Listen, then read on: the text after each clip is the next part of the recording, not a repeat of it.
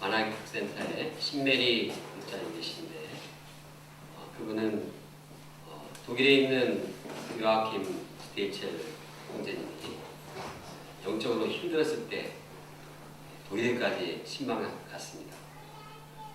거기에 드는 경비와 또 시간 정성이 많이 필요했을 텐데 그것을 힘없이 투자했습니다.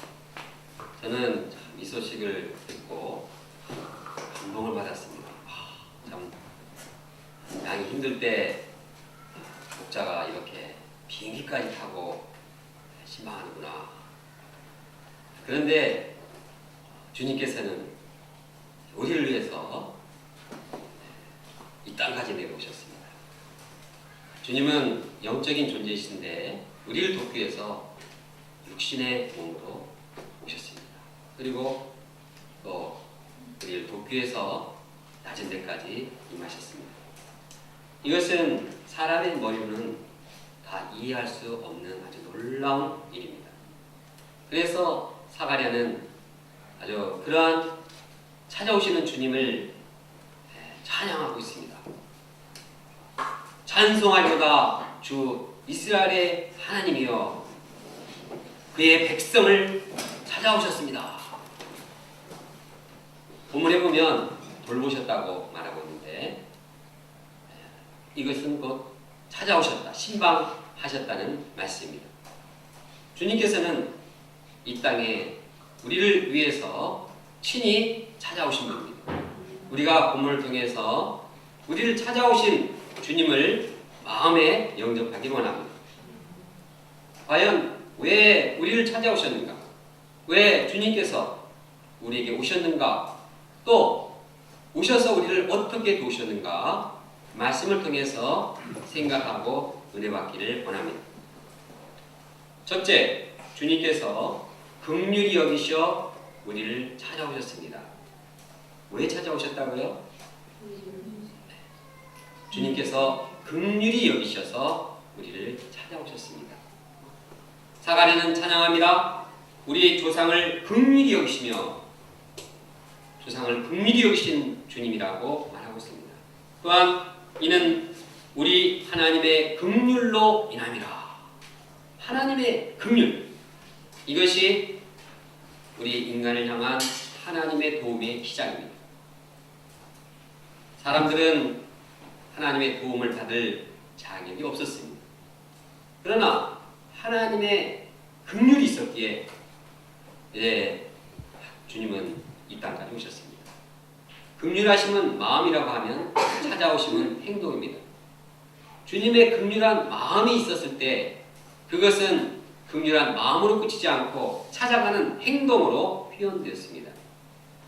주님의 긍휼이 주님을 움직이시고 그를 이 땅까지 오게 하신 것입니다. 사실 사람들이 잘나서 또한 무엇을 잘해서 주님께서 이 땅에 오신 거 아닙니다. 사람은 하나님 앞에 긍휼을 받을 짓을 못했습니다. 사람은 하나님을 배반했고 하나님이 말하는 것마다 불순종했습니다. 무시했습니다. 배척했습니다. 마치 부모가 자식을 사랑했지만 자녀가 아주 뺀질거리고 반항하고 대들고 이러한 상황이었습니다. 그러나 이 백성들을 참 사랑하시고 찾아오신 것입니다. 그들은 하나님을 섬기기보다도 우상을 숭배했습니다. 마치 남편이 있는 아내가 자기 남편을 버리고 다른 외간 남자하고 같이 동거하며 삶의 간음을 범하는 것 같습니다. 이런 여자를 어떻게 하겠습니까? 참 그런 여자는 사랑받을 자격이 없습니다. 그뿐만 아니라 이제 사람들은 하나님이 싫어하는 일을 자행했습니다. 이제 사람들이 하나님을 사랑하고 사람들을 사랑하기 원했는데 그 백성들은 사람들을 사랑하기보다도 미워하고 정죄하고 또 자기 탐욕과 이기심으로 다른 사람들을 오히려 힘들게 했습니다.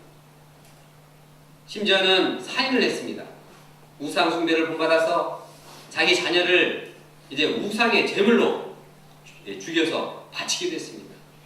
참으로 하나님 보실 때 너무나 힘든 정말 못된 짓들을 했습니다. 이러한 백성들이 하나님께 무엇을 기대할 수 있을까요?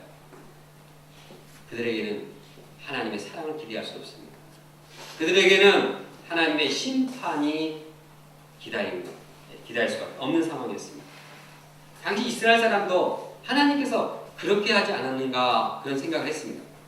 사람들은 하나님이 우리를 떠나지 않았는가, 이제 로마의 식민지로 압제당하고 있고 가난하고 또한 미친 자들도 있고 병자들도 있고 또 영적인 선지자의 음성도 들리지 않고 사망과 어둠의 그늘에 앉은 자들과 같이 여겨졌습니다. 과연 하나님이 우리를 찾아오시고 우리에게 긍휼을 베푸셨는가에 대한 회의가 들기 쉬웠습니다. 그러나 하나님께서는 긍휼히 여기시고 이러한 자들까지도 긍휼히 여기시고 찾아오셨습니다. 2000년 전 그분은 이 땅에 육신의 몸으로 찾아오셨습니다. 그분은 우리를 위해 십자가에 돌아가시고 사흘 만에 부활하셨습니다. 그리고 이제 승천하셨습니다. 40일 이후에 승천하셨습니다. 그런 예수님은 이제 이 땅을 완전히 떠나신 것이 아닙니다. 주님은 영으로서 우리를 찾아오시고 우리를 긍휼히 여기시고 우리와 함께 지금도 계십니다. 우리가 아픔과 어려움이 있을 때, 우리가 죄로 인해 방황할 때 지금도 우리를 찾아오십니다. 우리가 졸더라도 우리를 찾아오십니다. 조는 사람을 향해서 긍휼을 베푸십니다. 우리가 따뜻한 이 봄의 계절에 얼마나 보일러가 따뜻하게 작동됩니까? 보일러를 좀 꺼주십시오. 이 따뜻한 우리 계절에 하나님의 긍휼하심이 우리 마음과도 함께하도록, 그래서 우리 마음이 하나님의 긍휼로 따뜻해지기를 간절히 원합니다. 그러면 어떻게 사가랴는 주님의 긍휼과 주님의 찾아오심을 깨닫게 되었습니까? 그는 아들 요한의 탄생을 보면서 하나님 우리를 긍휼히 여기셨구나, 하나님 우리를 찾아오셨구나 이렇게 깨닫게 되었습니다. 그는 성령의 충만한 눈으로 자기에게 이루어지는 이 늙은 나이에 요한 아들이 탄생한 것을 보고 주님의 긍휼과 찾아오심을 깨달을 수 있었습니다. 우리도 여러 가지 사건을 통해서 주님의 긍휼하심과 찾아오심을 깨달을 수 있습니다. 우리 2세 자녀들이 이제 자라면서 영적인 눈이 뜨여지고 영적인 것에 대해서 관심을 가지고 정말 예수님을 인격적으로 영접하기를 원한다, 또 예수님을 인격적으로 영접했다, 이러한 사실을 볼 때 주님께서 함께 하시고 주님께서 긍휼 베푸시고 우리를 찾아오신 것을 깨달을 수 있습니다. 주님이 긍휼을 베푸시지 않는다면, 찾아오시지 않는다면 어떻게 우리 2세들이 영적으로 변화되겠습니까? 또 육신의 자녀뿐만 아니라 우리 영적인 양들도 이제 어떻게 성령으로 거듭나고 또 영적으로 성숙할 수 있습니까? 주님의 긍휼이 아니라면, 주님의 찾아오심이 아니라면 이룰 수 없는 일입니다. 우리는 우리 자신의 변화를 통해서도 영적인 성장을 통해서도 주님께서 나와 함께 하시고 나를 찾아오시고 나에게 긍휼을 베푸셨다는 사실을 깨달을 수 있습니다. 어떤 분은 아주 연약한 건강 문제를 잘 해결함으로써 주님께서 자기를 도우시고 있다는 사실을 깨닫고 있습니다. 또 어떤 분은 물질이 아주 필요했는데 돈은 없고 고민하는데 기도했는데 그 액수에 딱 맞게 어떤 사람을 통해서 주어졌을 때 주님께서는 나를 사랑하시고 나를 찾아오시는 분이구나 이렇게 깨달을 수도 있습니다. 어떤 분은 시험을 봤는데 취직시험을 보고 입학시험을 봤는데 너무 잘못 봐가지고 떨어진 줄 확신하고 있었는데 붙게 되었을 때 주님 나에게 긍휼을 베푸셨구나 나를 도우셨구나 깨닫게 됩니다. 성경 사람들을 볼 때는 꼭 좋은 일, 거창한 일뿐만 아니라 불행한 일을 통해서도 주님의 긍휼을 깨닫는 모습을 보게 됩니다. 오데사의 이완 선교사님은 선교지에 갔습니다. 얼마 안 돼서 길을 걸어가고 있는데 경찰들이 불렀습니다. 차에 타라고 했습니다. 자기는 아무것도 죄진 게 없는데 타라고 하니 경찰이 타라고 하니 탔습니다. 한참 운전하고 갔더니 저쪽 산속으로 들어갔습니다. 그러더니 있는 거 다 빼앗았습니다. 그리고 때려가지고 그냥 쓰러뜨리고 도망갔습니다. 경찰들이 아주 강도들이었습니다. 이완 선교사님은 세상에 경찰이 강도질하는 이 날에 도대체 내가 무엇을 할 수 있는가? 내가 선교활동을 누굴 믿고 선교활동을 경찰이 지켜줘야 되는데 경찰이 오히려 선교사를 이렇게 때리고 다 가져갔으니 도대체 이 나라에서 내가 무엇을 할 수 있단 말인가? 화가 나기도 하고 억울하기도 하고 불안하기도 하고 염려가 되기도 하고 당장에 떠나야겠다. 내가 이 나라에 더 이상 있을 필요가 없겠다. 그러나 주님 앞에 간절히 기도했습니다. 그때 주님께서는 내가 이러한 흉악한 죄인들을 위해서 이 땅에 왔다. 음성을 주셨습니다. 예수님께서는 강도와 같은 가난한 자들을 다 뺏어먹고 억압하고 짓누르는 그런 세상에 그들을 위해서 오셨습니다. 그들에게 긍휼한 마음을 가지고 복음 역사를 시작하셨습니다. 성교사님은 그 예수님의 긍휼, 예수님의 용서의 사랑, 그 사랑을 영접하고 영혼을 섬겼습니다. 마음이 하나님의 긍휼을 깨닫게 되자 그 마음 똑같은 사람을 보는데 그 마음에 긍휼이 생겼습니다. 그래서 거기에 새로운 많은 젊은이들이 오게 됐습니다. 그 중에는 한 사람은 또 그 긍휼을 덧입고 베트남에 가서 또 많은 역사를 이루는 선교사도 파송하게 됐습니다. 아프리카 케냐의 마크윤 선교사님은 열심히 10년 동안 양을 키워서 흑인 양을 세웠습니다. 그냥 간절히 기도하고 사랑하고 섬기고 아낌없이 지원하고 그래서 키운 양을 미국 국제수양에 데려갔습니다. 미국 국제수양에 데려가기 위해서 비행기값도 지불해줘요. 아프리카는 비행기 한번 타려면 한 1년 월급 받아야지 아프리카 사람들은 한번 갈 수 있다고 합니다. 비행기가 그렇게 본인들은 할 수 없는 상황이었어요. 또 비자도 미국 비자를 받는 것은 참 어려운 상황이었습니다. 그런데 선교사님이 애써가지고 같이 갔습니다. 국제수양을 참석하다가 바람과 같이 사라졌습니다. 선교사님은 그냥 너무 힘이 쫙 빠지고 절망했습니다.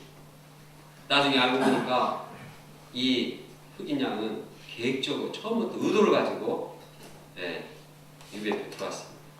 그리고 미국에 가려고 처음부터 이렇게 양모릇을 해준 것입니다. 결정적인 때가 되자 미국에 도착했을 때 날랐습니다. 10년 동안 이렇게 도왔는데 정말 기대를 했던 그래서 그 한 명을 데리고 갔는데 이런 일을 당하다 보니 완전 절망했습니다. 내가 이런 그 중에서도 소망이 있다고 생각했던 그 양이 그 지경인데 도대체 내가 이 흑인 양들을 도와서 무엇을 한단 말이에요. 또 이거 뭐 내가 또 다시 일을 또 해야 된단 말이에요. 그러면 동영상 인터뷰를 하는데 그 말하면서 눈물을 흘렸어요. 성대 나오신 분이 영문과 후배인데 그냥 말하면서 눈물을 흘렸습니다. 너무 힘들어요. 그러나 그도 크게 기도하면서 주님의 이 땅에 오신 그 은혜를 생각하게 됐어요. 바로 이러한 세상 가운데서 예수님은 긍휼하심을 가지고 우리를 찾아오셨습니다. 우리는 이렇처럼 불행한 사건을 통해서도 예수님의 긍휼을 체험할 수 있습니다. 꼭 좋은 일만 통해서 예수님의 긍휼을 생각할 수 있는 것은 아닙니다. 일본 선교사님들 중에는 요즘 일본인에 대해서 긍휼한 마음이 참 생기기가 어렵습니다. 죽어라고 안 믿는 일본 사람들. 아주 인간적으로는 그냥 이렇게 굉장히 친절한데 마음으로는 난 믿지 않는 이 사람들 볼 때 사랑이 갈라가도 참 믿지 못하여서 이 사람들의 그 목자 심정이 잘 생기기가 어려웠습니다. 그런데 이번 지진이 나고 또 쓰나미가 원전 폭발 사고가 나고 고통당하는 사람들, 힘들어하는 그 일본 사람을 볼 때 마음에 긍휼한 마음이 생기게 됐어요. 이 사람들 내가 정말 도와야겠다는 생각을 갖게 되었던 것 같아요. 우리도 마찬가지입니다. 우리도 엄청난 기적을 통해서 주님이 우리를 사랑하시고 우리와 함께 계시다는 사실을 깨닫는 것은 아닙니다. 우리가 캠퍼스에 나가서 양들을 섬길 때 양들에게 참 배척을 당하고 무시를 당하고 이럴 때도 이 땅에 오신 예수님, 정말 주님의 그 긍휼을, 주님은 얼마나 참 긍휼이 많으신 분인가. 아무도 자기를 영접해 주지 않는 그런 세상 가운데서 오신 예수님, 긍휼의 하나님을 우리가 배울 수가 있습니다. 직장 생활이 너무 힘들 때 우리는 하나님을 원망하는 말을 하기 쉽습니다. 아니 도대체 왜 이렇게 힘든 직장에 보내주셨습니까? 나를 정말 사랑한다고 하면서 왜 이렇게 나를 힘들게 합니까? 그러나 생각을 바꾸고 정말 이렇게 죄악이 가득한 세상에 오시는 예수님, 그분은 바로 긍휼의 주님이시다 사실을 깨달을 수 있는 것입니다. 우리가 어떤 상황을 통해서 주님의 긍휼하심과 우리를 찾아오시는 그 사랑을 깨닫고 영접하기를 원합니다. 이를 위해서 우리가 간절히 기도하고 성령을 덧입는 자가 되어야겠습니다. 둘째, 주님께서는 우리를 구원해 주셨습니다. 주님께서 인간들을 사랑하시고 찾아오셔서 한 핵심적인 일은 구원입니다. 그래서 사가랴는 그 백성을 돌보사 속량하시며, 속량이란 바로 구원입니다. 해방입니다. 주님께서 하신 일은 구원입니다. 사가랴는 말을 있습니다. 우리를 위하여 구원의 뿔을 그종 다윗의 집에 일으키셨으니, 구원의 뿔이 무엇입니까? 구원의 힘, 구원의 권능을 말합니다. 구원의 역사를 이루시는 분입니다. 사가랴는 또한 외칩니다. 우리 원수에게서와 우리를 미워하는 모든 자의 손에서 구원하시는 일이라. 또 구원을 말하고 있습니다. 더 나아가서 이 구원은 죄사함으로 말미암는 구원이다. 계속 주님께서 하시는 일은 구원의 역사라고 말하고 있습니다. 우리를 고통스럽게 하고 우리를 불행하게 하는 모든 그러한 괴로움에서 구원하시는 분으로서 이 땅에 오셨습니다. 죄로 유혹해서 우리를 죽게 하는 사단 마귀를 박살내고 우리를 구원하십니다. 그래서 우리를 위하여 구원의 뿔을 일으키셨습니다 하고 찬양하고 있습니다. 우리는 생활 속에서 여러 가지 괴롭고 힘든 일이 있습니다. 언제 힘듭니까? 그냥 토익, 토플 시험 봐야 되는데 그냥 900점 나와야 되는데 800점 나와야 되는데 안 들리고 말 안 나오면 얼마나 힘드니까. 정말 경신도 또 새로운 경신이죠. 예, 들어야 되는데 못 들으니까 얼마나 힘듭니까? 열심히 공부했는데 그냥 성적이 안 나오면 얼마나 괴롭습니까? 저는 요즘 탁구를 치는데 한 분은 저하고 매일 탁구를 치는데 막 점수 차이가 너무 많이 나가지고 계속 치니까 탁구 치는 게 괴롭다고 합니다. 더 괴로운 것은 목자님이 좀 한번 져줄만도 한데 한 번도 양보도 안 하고 계속 이기니까 야속하기까지 한다고 합니다. 어떤 분은 좀 물질을 좀 여유롭게 쓰고 싶은데 그냥 신용카드까지 딱 이렇게 연체가 돼가지고 뭐 현찰도 없거니와 이게 카드도 못 쓰니 참 답답해 미칠 지경. 또 어떤 분은 회사에 다니는데 그냥 다른 사람과 자유롭게 소통을 하고 싶은데 이게 잘 안 되니 참 답답해 미쳐 할 것 같습니다. 또 어떤 분은 그냥 몸이 연약하고 또 건강이 안 좋아서 아주 고통스럽습니다. 좀 자유롭게 좀 활발하게 좀 생활하고 싶은데 몸이 이제 움직이기가 힘드니 참 괴롭습니다. 여러 가지 우리에게 고통스럽게 하는 문제들이 있습니다. 이러한 고통들은 우리가 좀 노력하면은 또 좀 회복할 수 있습니다. 열심히 탁구 연습하면 조금 있으면 졌던 분도 이길 수 있습니다. 열심히 영어 공부하면은 안 들리던 영어도 들리고 또 말도 하게 됩니다. 또 돈이 없는 사람도 좀 열심히 또 노력하면 돈도 어느 정도 또 벌 수도 있고 쓸 수도 있습니다. 연약한 건강을 가진 분들도 매일 운동을 조금씩 하면 몸이 건강해질 수 있습니다. 또 성적이 안 오는 분도 열심히 또 공부하다 보면 오르게 될 수 있습니다. 그러나 아무리 인간이 노력을 아무리 해도 벗어날 수 있는 그 불행의 원인이 있습니다. 그래서 이 모든 것들 위에서 영접한 모든 것들 다 잘하고 다 갖춰졌다 할지라도 이것이 해결이 안 되면은 불행한 그런 요소가 있습니다. 바로 그것이 무엇입니까?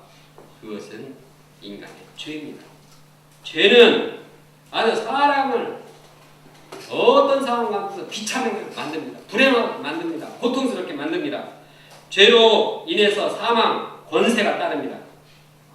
마치 죄는 일본 원전에서 흘러나오는 방사성 물질과 같습니다. 그래서 사람들이 오염되면 고통당하다 다 죽습니다. 이 세상에 어느 누구도 이 불행의 원인인 죄 문제를 해결할 수 없습니다. 그러나 예수 그리스도께서 이 땅에 오심으로 죄와 사망 권세를 박살내셨습니다. 예수님께서는 십자가에 돌아가심으로써 인간의 모든 죄를 다 사하셨습니다. 말끔히 해결해 주셨습니다. 그 해결했다는 증거로 사흘 만에 부활하셨습니다. 예수님은 사탄 마귀 권세를 다 타하셨습니다. 그래서 사가랴는 구원의 뿔 되신 예수님을 찬양합니다. 동시에 사가랴는 긍휼하심으로 우리를 구원하시는 그 주님을 한마디로 돈 은혜로 표현하고 있습니다. 78절, 79절을 함께 읽겠습니다. 시작. 이는 우리 하나님의 긍휼을 인함이라. 이로써 돈 은혜가 위로부터 우리에게 임하여 어둠과 죽음의 그늘에 앉은 자에게 비치고 우리 발을 평강의 길로 인도하시리로다. 돈 은혜는 하나님의 긍휼을 나타납니다. 긍휼은 따뜻함입니다. 긍휼은 사랑입니다. 돈 은혜도 비치면 따뜻한 기운을 우리에게 줍니다. 돈 은혜가 위로 점점 올라갈수록 기운은 높아갑니다. 그처럼 예수님께서 점점 우리의 심령을 따뜻하게 하고 사랑으로 변화시킵니다. 또한 돈 은혜는 구원을 주는 힘이 있습니다. 돈 은혜는 생명의 에너지를 공급합니다. 돈 은혜가 생명체에 비칠 때 파릇파릇 풀이 자라고 인간들도 해 에너지를 받아서 살아갑니다. 그래서 돈 은혜 대신 예수님이 우리를 어둠과 죽음의 그늘에 앉은 자에서부터 새롭게 비추어서 새롭게 살아나게 하십니다. 또 인생길로 하여금 평강의 길로 가게 하십니다. 한동안 저의 별명이 돈 은혜였습니다. 왜냐하면 제 이마가 돈 은혜같이 빛나기 때문이었습니다. 세월이 지나면 지날수록 이마에 광채가 빛나는 부분이 더 넓어지기 때문에 돈눈해처럼 점점 더 광채가 나기 때문에 돈눈해였습니다. 그러나 더 큰 이유는 제가 이 말씀을 영접함으로 예수님을 영접했기 때문입니다. 제가 고등학교에 나와서 2년 동안 직장생활을 했습니다. 또 소원했던 대로 대학에 입학했습니다. 또 연애도 해보고 육신의 쾌락도 즐겨봤습니다. 제가 원했던 일들을 해봤지만 마음이 공허했고 또한 공부했습니다. 이쪽으로 보면 성실하고 잘 살고 있는 것처럼 보였지만 저는 오늘 말씀에 나온 것처럼 내면은 영적으로 어둠과 사망의 그늘에 앉은 자였습니다. 그러나 돈눈의 이 말씀이 저의 마음 가운데 들어왔습니다. 돈눈에도 있으면 예수님은 말씀으로 영접을 했는데 이상하게 힘이 있어서 제 마음이 환해졌습니다. 그동안은 죽으면 끝났다는 생각이 돈눈에 예수님을 영접하니까 영생에 대한 확신이 생겼습니다. 하나님의 나라에 대한 확신이 생겼습니다. 놀라운 일입니다. 정말 예수님은 오늘 말씀과 같이 돈눈이십니다. 보통 돈눈이가 아닙니다. 영혼의 새로운 힘과 따뜻함을 제공하는 돈눈이십니다. 아직도 저는 돈눈이신 예수님이 필요합니다. 왜냐하면 제 마음 깊은 곳에서는 아직도 죄로 인한 또 사단 마귀의 유혹으로 인한 어둠이 자리 잡고 있기 때문입니다. 그래서 매일 매순간 돈눈의 예수님을 영접하며 저의 심령이 모든 죄와 어둠과 사망, 권세를 다 비추고 새롭게 생명력으로 충만한 생활을 해야겠습니다. 셋째, 주님은 우리가 주님을 섬기도록 도우셨습니다. 주님께서는 우리를 죄와 사단의 권세에서 구원하실 뿐만 아니라 이제 더 나아가서 적극적으로 우리가 주님을 사귀면서 주님을 섬기도록 도우셨습니다. 우리가 구원받은 것은 소극적인 구원에 불과합니다. 그냥 구원받고 그건 구원받는 것입니다. 그 다음에 구원받은 후가 더 많은 시간이 있습니다. 이 구원받은 후에 적극적으로 구원에 동참할 때 이것이 진정으로 구원의 역사를 동참하는 것입니다. 예를 들어서 우리가 결혼을 한다고 생각, 호선 형제님과 주경 수장님 결혼하는데 이제 결혼하는 게 목적이지 않습니까? 근데 결혼은 시작입니까? 끝입니까? 결혼하면 이제 다 우리 결혼했다. 이제는 너는 너 알아서 하고 나는 나 알아서 하자. 그러면 그 결혼이 어떻게 되겠습니까? 그 결혼 참 희한하게 이상해지는 것입니다. 결혼은 하나의 시작입니다. 새로운 삶의 시작입니다. 마찬가지로 구원도 영적인 삶의 시작입니다. 이제 구원받은 후 어떻게 적극적으로 구원의 삶을 사느냐, 이것이 더 중요한 것입니다. 어떤 노처녀가 결혼 못하다가 결혼하기 위해서 참 남편에게 감사의 고백을 했습니다. 당신이 청혼해 줘서 내가 노처녀로부터 구원받았다. 감사합니다. 그러나 아무리 노처녀가 구원받았다고 해서 그것은 끝나는 것이 아니라 이제 어떻게 이 부부 생활을 잘 감당하느냐가 진정으로 결혼의 축복이 좌우된 것입니다. 마찬가지로 우리도 이제 죄와 사탄의 권세로부터 구원을 받았다고 해서 우리의 영적인 삶이 끝나는 것이 아닙니다. 이제 그 앞으로의 방향을 잘 잡는 것에 따라서 축복과 은혜와 영광이 주어지는 것입니다. 많은 신자들이 사가랴가 말하는 이 구원 받을 때 하나님이 주시는 방향을 잡지 못합니다. 하나님이 주시는 방향이 무엇입니까? 74절, 75절을 함께 읽어보겠습니다. 시작. 우리가 원수의 손에서 건지심을 받고 종신토록 주의 앞에서 성결과 의로 두려움이 없이 섬기게 하리라 하셨더라. 원수의 손에서 건지심을 받고 그 다음에 무엇입니까? 주님은 종신토록 평생토록 주님 앞에서 성결과 의로 두려움 없이 주님을 섬기도록 이 주님을 섬기는 것이 은혜입니다. 서로 남편과 아내가 사랑하고 섬기고 서로 사귐을 갖고 이것이 부부의 축복이 아닙니까? 마찬가지로 우리가 주님을 섬기고 주님을 위해서 살고 거룩하고 주님 앞에서 담대한 마음으로 서로 대화하고 꺼릴 것 없이 이 삶이야말로 구원의 연장입니다. 구원의 성숙입니다. 그런데 많은 사람들이 이런 구원의 은혜 후에 이 방향을 관심을 갖지 않습니다. 돈 버는 데 관심 많습니다. 아파트, 화장실 2개 있는 것에 마음을 씁니다. 자동차를 좀 멋진 차를 사는데 방향 잡습니다. 어떻게 하면 좀 더 다른 사람보다 더 잘 살까? 취직을 해도 좀 돈 많이 주고 편해지라는 직장은 없는가? 남들보다 좀 더 뽀닥이 나는 그런 직장은 없는가?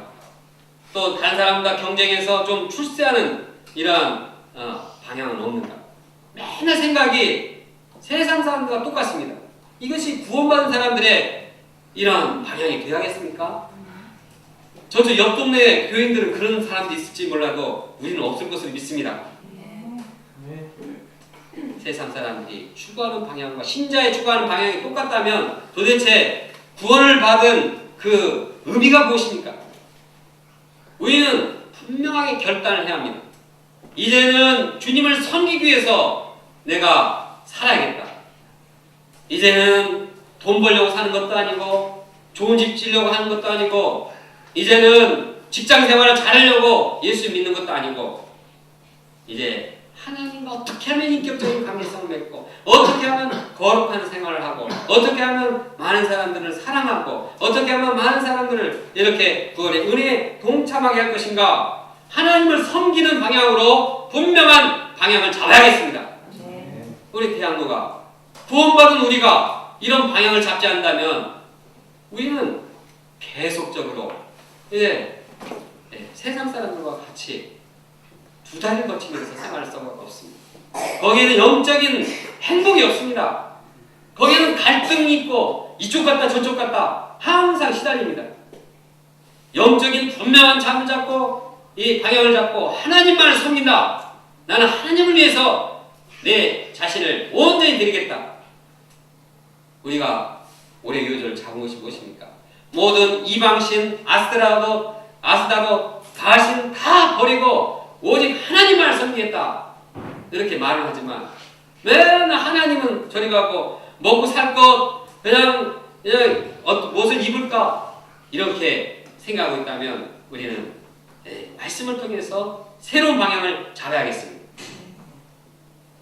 그래야지 우리 인생이 행복합니다. 그래야지 우리가 행복하고 우리가 행복할 때 주위 사람도 행복하고 그래야지 우리를 통해서 하나님 나라가 확장되는 것입니다.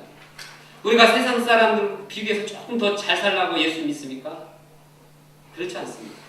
우리가 조금 더 잘해가지고 공부 더 잘하려고 예수 믿습니까? 그렇지 않습니다. 성결과 의로 하나님을 섬기기 위해서 주님께서는 우리를 구원하신 것입니다.